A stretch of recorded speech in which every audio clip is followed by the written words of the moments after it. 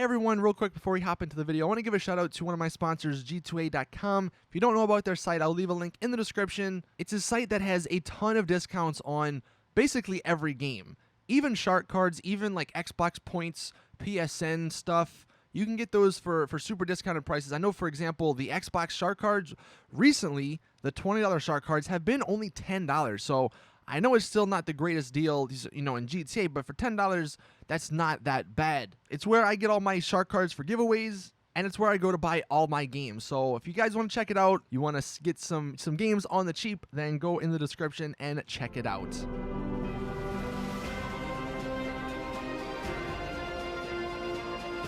Hey, how's it going, everyone? Saintsfan, I'm back again. Welcome to another GTA 5 discussion video. Today, we're going to be talking about the topic of GTA Online being boring. And the reason I want to talk about this is because it seems every single week when I ask you guys on Twitter to send in some questions for the Q&A, about 5 to 10 of those questions revolve around GTA Online being boring. It's some version of, do you think GTA Online is boring? Why is GTA Online boring? Or something along those lines. And I just want to talk about that a little bit because it's kind of, I think it's something interesting, one, to just see how the community sort of reacts to the lack of DLCs, and then two, it's also interesting because if Rockstar can take this and somehow make it better in some way for Red Dead Redemption 2 or GTA Online 2, then I think, that'll be good, obviously, And what I mean by make it better is during these times where we don't have a bunch of DLC, like the last few weeks, what could they do to change the people's minds that say GTA Online is boring? Now, with all these discussion videos, please let me know your thoughts in the comment section. Do you think GTA Online is boring? Do you think it's not boring? Obviously, there are two sides of this argument. One side saying GTA Online is not boring. It's the ultimate sandbox game. You can do whatever you want, and ultimately, if it's boring, it's because of your lack of imagination. That's one thing that people always bring up with sandbox games, GTA especially. You can, or basically they say, to make it not boring, just, think of whatever you want to do and do it with your friends. Make up fun game modes in free mode or whatever, something like that. And on the other side, you have people that say GTA Online is boring, at least, a month or so after a new DLC has come out because they've already purchased everything, or they've already done all the missions or game modes that have come out with that DLC. And then the other, side to that argument is that GTA Online, while it is a sandbox, in order to do whatever you want, you have to spend a lot of money, basically, because you can't just say, all right, I'm going to get a Runo 2000, and we're going to have a lot of fun with that, because if you don't buy it for, $5 million, then you're not going to have fun with it.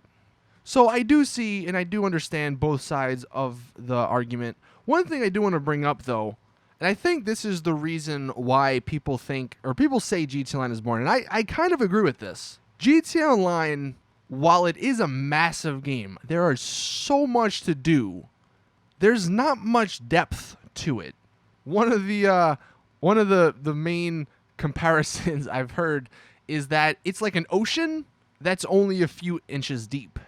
It's massive, but there's not much to it. And that's kind of understandable if you think about it.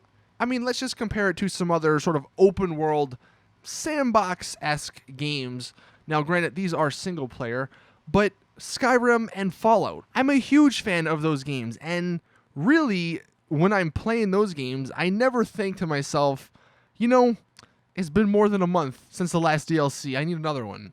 I mean, I'll play Skyrim to this day, and the last DLC came out for it, like 5 years ago or something? So I think people don't bring up how Fallout and Skyrim are boring in the same way they bring about that same topic for GTA Online, is because Skyrim and Fallout have a lot more depth to them. While there might not be more to do per se, this stuff that's in the game, I guess, lasts a lot longer than what we have in GTA Online. I mean, at its core, GTA Online, I know you can say there's a million other things you can do, but at its core, the main goal of GTA Online is to make money and then purchase stuff. And when new DLCs come out, for the most part, you're going to do two things.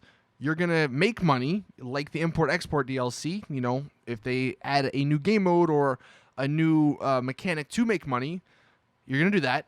And then you're going to purchase stuff, whether it's new vehicles or the special vehicles, you know, clothes, guns, apartments, whatever the case, or offices, I guess, whatever the case may be. And once you purchase those things, that's it. There's not much for you to really do. The main goal of the game has been completed. And really, if you think about it, I can totally see why people get upset so much, because after, you purchase the stuff from a particular DLC, you want to know what's next, You want something new to purchase. And I guess you could bring up the argument, well, why don't you just purchase some stuff, from the past that you don't have? And I think that's kind of fair to bring up. But then again, if they didn't buy it, then it's probably something they don't want. And if people have been playing the game since the start, like I have, I'm sure you already have, everything. I have every single Pegasus vehicle. I have the yacht. I have most of the cars, basically all the cars I would want. I have the office I want. I have all the, apartments and garages. So I'm pretty set, and there's not much that I can strive towards. I can always get more money, which that could be fun. And the import-export DLC was a great way to get more money, and it is fun. But even that being fun, after playing it for multiple hours for the past, month, I can see how it gets boring. I can see how it gets a little repetitive. You're like, all right, this was cool, but I want something new. I want to change the pace. And it kind of just gets stale quickly. And that's how GTA Online has worked for the past 3 years. A DLC comes out for the first week or two, maybe even 3 or 4 if it's a, really solid DLC. It's great. People love it. There's not really many complaints. But then you hit that, 5th week or 4th week, and then people start complaining. They start saying GTA Online is boring. They're saying GTA Online is dead because no one's playing it. But I think the reason that is just because that DLC got stale. And unfortunately for Rockstar, in order to sustain, or for GTA Online to sustain itself, it needs a few cars and some game modes and stuff to buy every, month or two. And that's why I was saying, hopefully in Red Dead Redemption 2 or GTA Online 2, they fix that. I mean, I'm not a game developer or anything, so I'm not entirely sure how they could exactly fix this. They have tried to stagger the DLCs, which I guess is good in some ways, because instead of just releasing all 12 cars at once, let's just say for the import-export update, they staggered it out. So you had the Nero, a week after, I think it was. Then you had the Comet Custom, the Spectre, and all that stuff. So it didn't feel like you were waiting as long for the next DLC. It felt like the import-export DLC was good for a month and a half instead of just, a few weeks. But yeah, I'm hoping that in Red Dead Redemption 2, it's not the same way, because that is the next game that's coming out. Anyway, that's just my little ramble and thoughts on the whole topic. I mean, I'm not against or for any particular side of this argument.